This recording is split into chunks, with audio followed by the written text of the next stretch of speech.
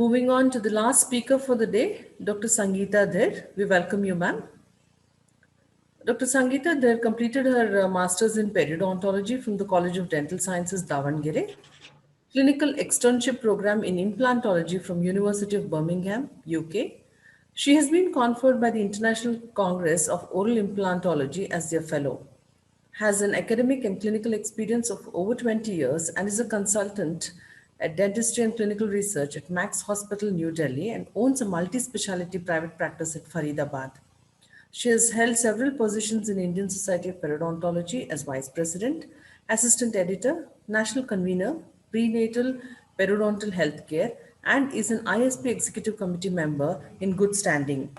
She is a clinical investigator in various clinical research studies, has numerous scientific publications to her credit, and has been keynote and guest speakers at several dental and medical conferences. Over to you, ma'am.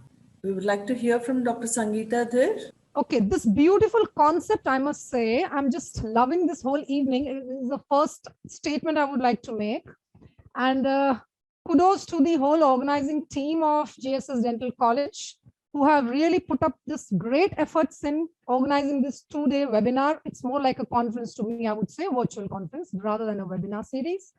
And a special thanks to my dear friend, Ashwini, whom I share a brilliant camaraderie from my Davangere days, which dates back now 20 years into existence. So when this invitation popped up, two things actually crossed my mind. A, it just took me back to my graduation days to begin with. And that's a beautiful connect that is possibly going to be there for our future colleagues, whom we call as interns, as well as finally dental students. I think these are the two most predominant guest of honors for the evening today, I must say.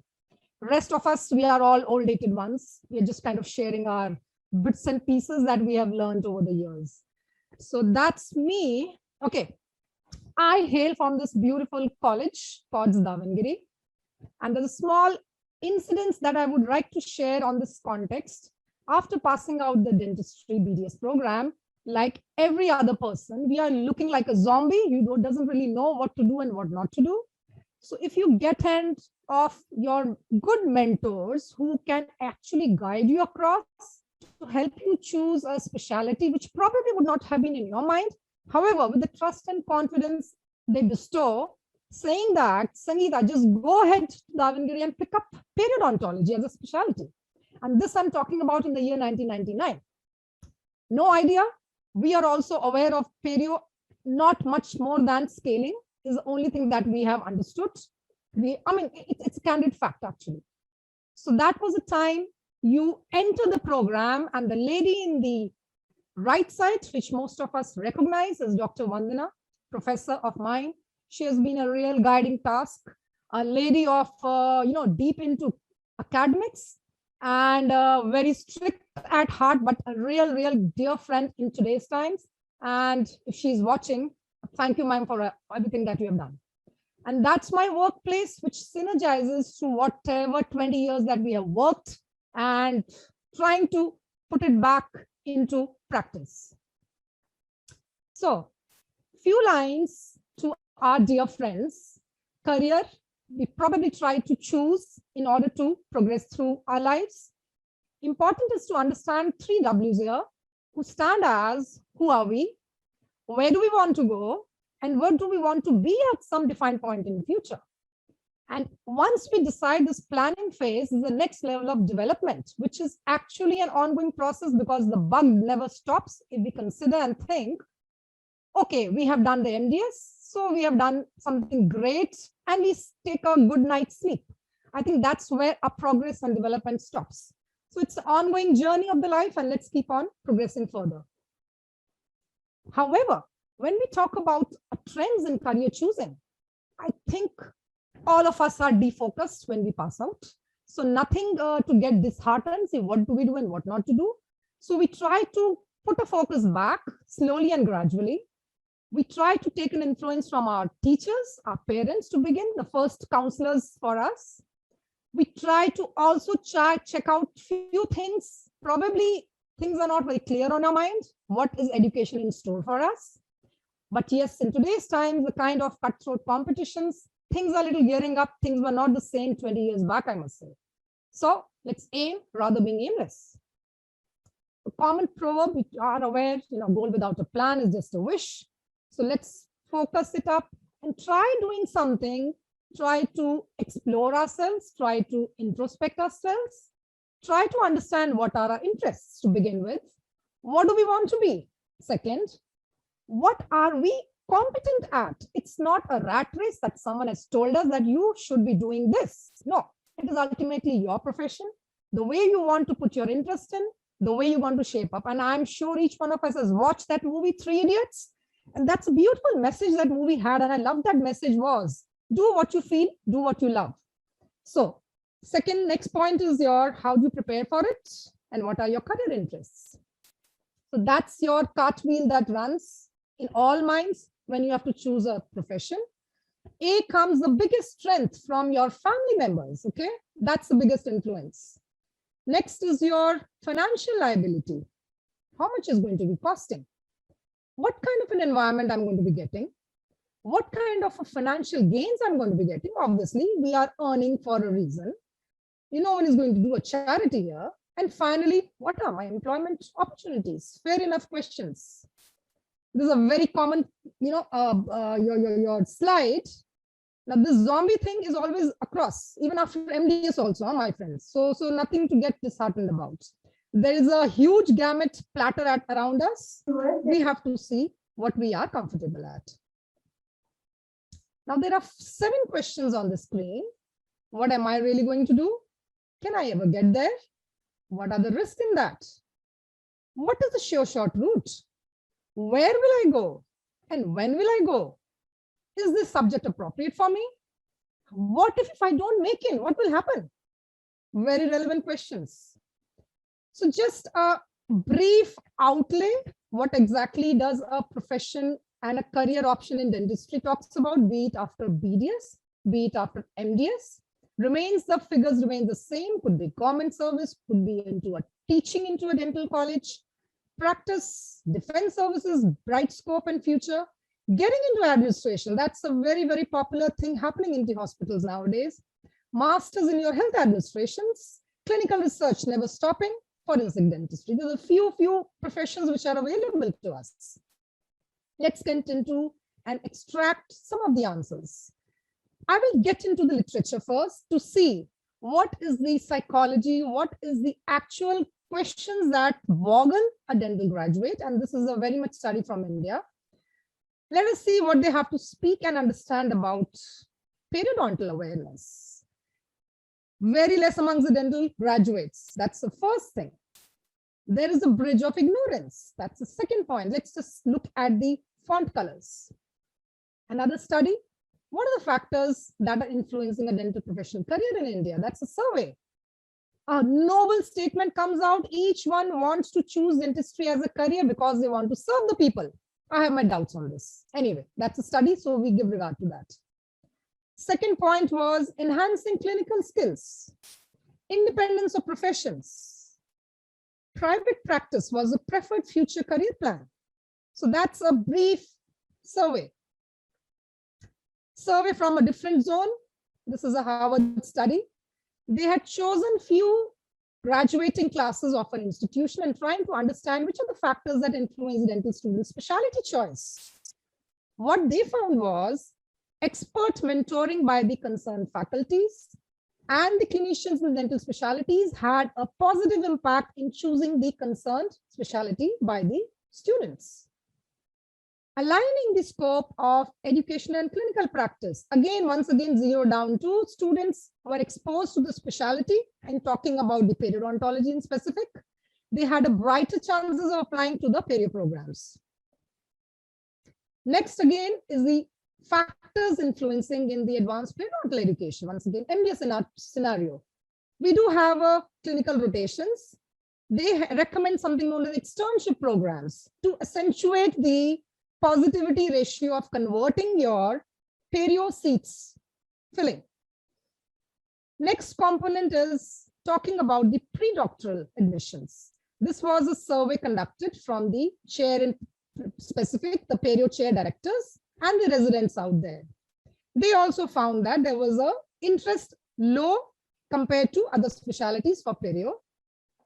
What they found further was these factors on the left side of the table, these are the predominant perceived factors by the pre-doc students, in which 73% agree that periodontitis conditions formulate a very comprehensive care in dental practice.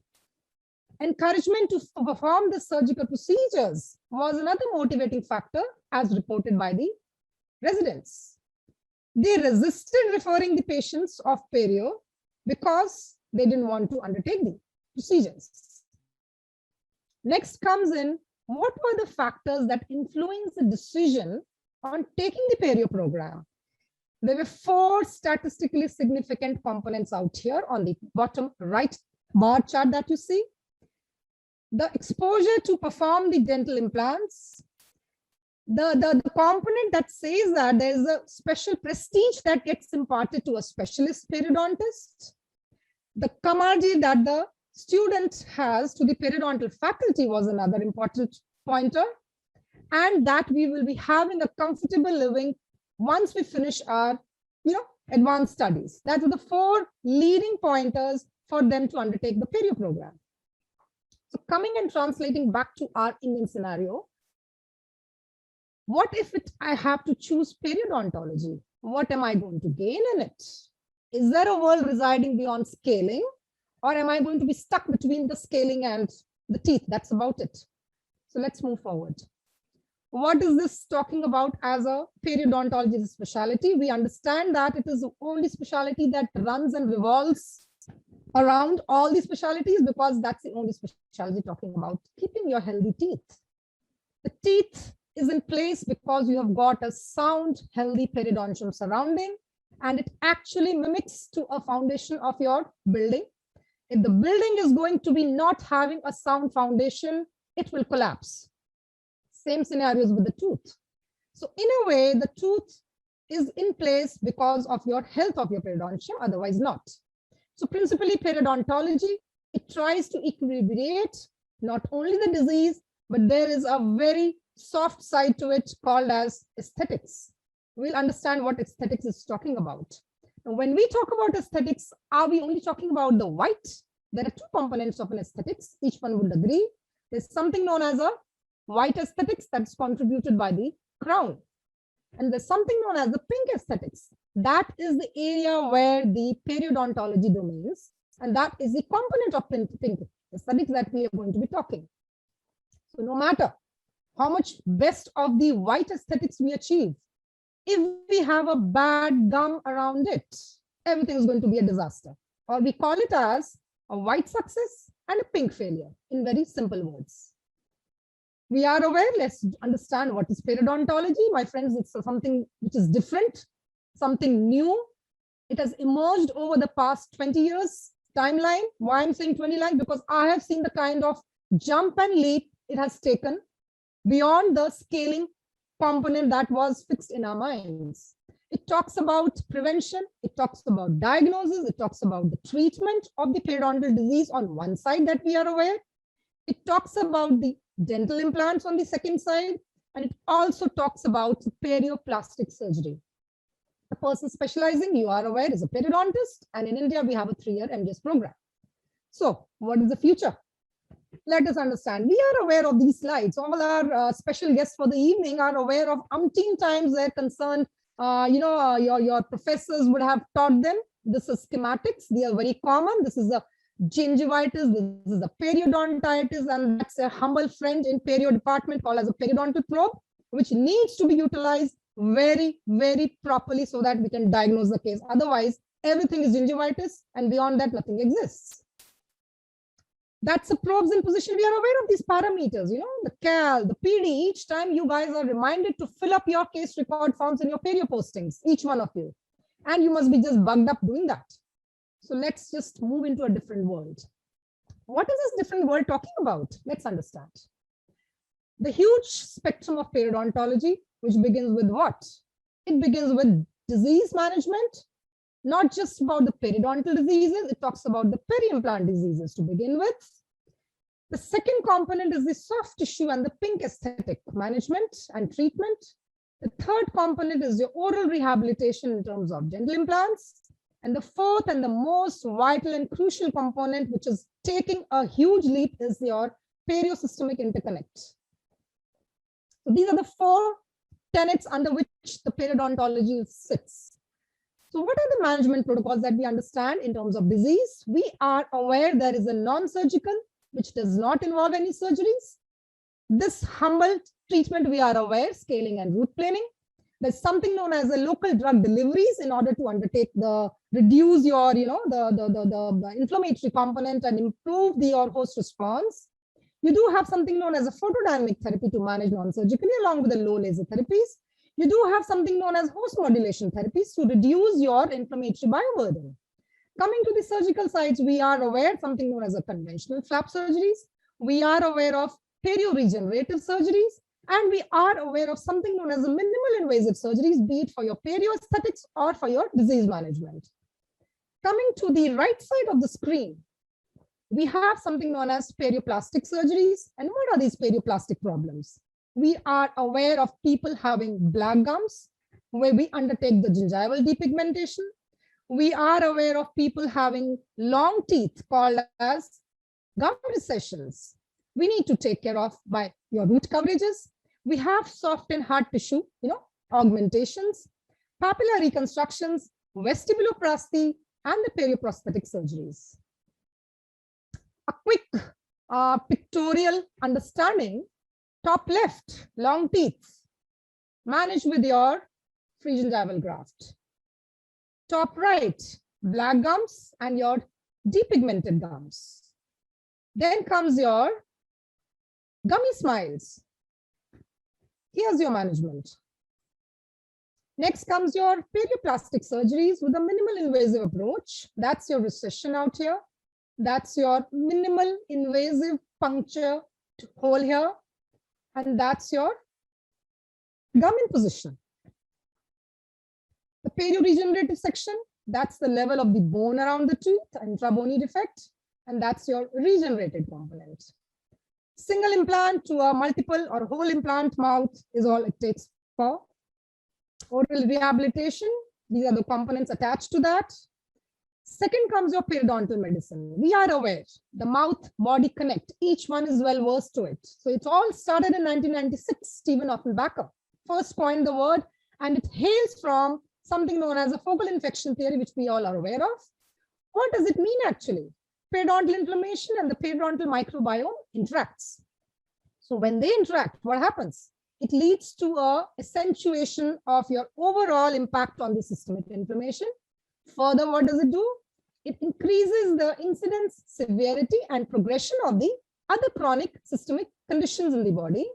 Henceforth, there is a bidirectional relationship between the periodontitis and systemic diseases, the most documented with the sound evidence backing in 2021 today is about periodontitis and diabetes, periodontitis and coronary artery disease, periodontitis and adverse pregnancy outcomes, and preterm low birth. Coming on the top right segment, periodontal maintenance. I think this is the only specialty which harps and harps and harps in terms of holistic management, where we talk about a complete mouth taken care of and not just a prescription treatment. Comprehensive periodontal management or periodontal evaluation. It takes care of your teeth, it takes care of your plaque in your mouth, it takes care of your gum, your risk factor, and your bone structures. And in simpler words, supportive periodontal therapy for periodontal as well as peri-implant health. Moving on to the advanced domain. Advances in terms of technology, in terms of devices, in terms of biomaterials, surgical techniques, the bidirectional links, the diagnostics, the research, and you name it, that the sky is the limit now here. Periodontal microsurgery, added, assisted in making the life easy. Topics of clinical and basic research, inflammasomes, genomics, and epigenetics. This is something personal scope of interest of mine. Lasers, 3D printing, Dr. Modi has already harped on it extensively. nanotechnologies and biomaterial advancements. So these are the advances that we understand in the whole gamut of periodontal applications.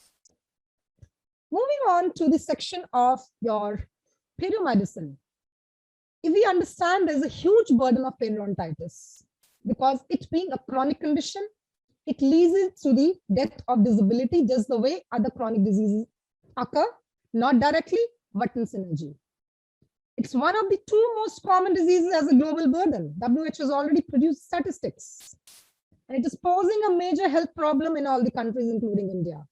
How do they connect? We are aware these are the shared risk factors: diet, stress, hygiene, chronic conditions of your mouth.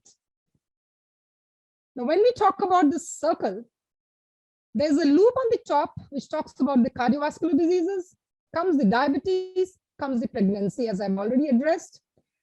Respiratory disease, if we are aware of something known as COVID conditions, we are aware it's coming up slowly and gradually. Saliva has been found to be carrying the contaminant. GCF fluid has been found to be carrying the contaminant. Chronic kidney diseases, rheumatoid arthritis, obesity and metabolic syndrome. These are the frequently researched conditions in association with periodontitis. Sixth complication is a very, very age-old statement.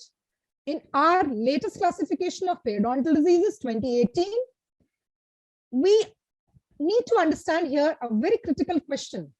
What used to be an association is now a comorbid conditions, and we are understanding what is comorbidity. So glycemic levels in specific has been included as a grade modifiers in the recent World Workshop of Periodontal Classification. What are the statistics? Just look at this. Global projection in the age group of 20 to 79 years. India, 2019, look at the statistics. People with periodontal disease and diabetes, talking about 60% and 30%. Complete tooth loss is about 11%.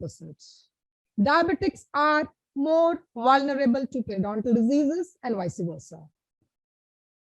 There's a huge, huge documentation, huge consensus and guidelines have been come out, both in the overseas as well as Indian context. Now, this is a paper that came out in 2017. It is talking about periodontal assessments and risk associations. And what is the message that this paper says? Take care of your gums if you want to control diabetes. Simple and straight to understand. Periodontitis and cardiovascular consensus. India is yet to up on this particular component. However, there's a host of conditions of periodontal conditions which are linked and associated with a volume of evidence as far as coronary artery disease is concerned. Importance of this periosystemic burden.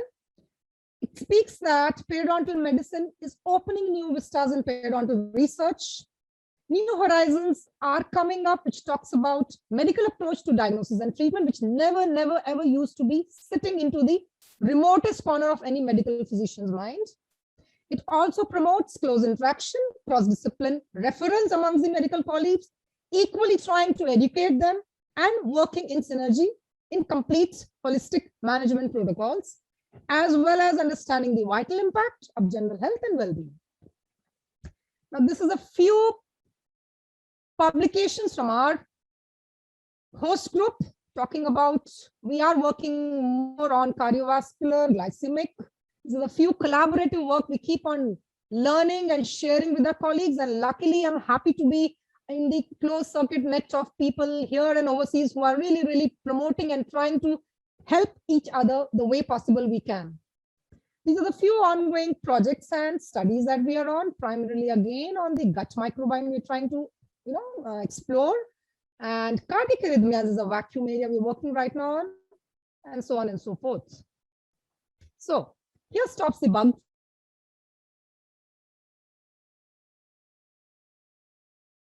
And I passed out. The situation of a zombie was almost similar, except that I had an additional degree in my hand. Again, you stand on the crossroads. How do I go forward? Well, I think with a little additional, your educational in hand, it really boosts your morale. So slowly, you try to figure out how to go about it. So when you figure out, this whole chart comes again in front of you. What has been your 3 years of your program talking to you about? What has been your expertise in which aspect? Same thing applies to dentistry as well in terms of BDS as well as, and this is what I'm trying to say. So the publication, one of my dear friends, Dr. Harita, she had published this paper and nicely, articulated in one slide that begins from here, keeps trickling down to your clinical research. So whichever is your area of interest, you want to get into a dental college, you want to teach, you do that. You want to get into clinical research, it has leaps and bounds. You need to have an interest and inclination. You want to get into your hospital administration, that is your gamut. You don't want to practice, that is also fine. However, all said and done, progress and development should always be in mind, that bug should always be there. Otherwise, life becomes really stagnant. So with this, I would like to wrap up. A slow, small messages across to our dear friends out there. Just introspect your skills and interest. Professional development is a collective resource. We have to create it over the time. Growth demands activity and efforts. Higher education actually gives you a benefit. So in today's context, MDS should be in your thought process of preparing for it and slowly going forward. Hard work and commitment never fails. Important here is, I strongly believe, we would like to compete with others, but let's put our own bars together. Let's compete with our own selves. That's the biggest morale that one can gain from it. Passion and profession. A couple of our speakers before have also addressed this. Let us make our work our passion. We might not like at the outset, but as this Japanese saying goes, be there for a purpose and know your being. So slowly you up your ladder from here to here, and that's how the life's journey keeps on going. So as far as perio is concerned, this is a small little proverb that is very common amongst all the periodontists. It's a small tissue, I mean to say, which has a very big issue. So that's the magnificent world of periodontology. And thank you all for your patient hearing. Over to the organizers.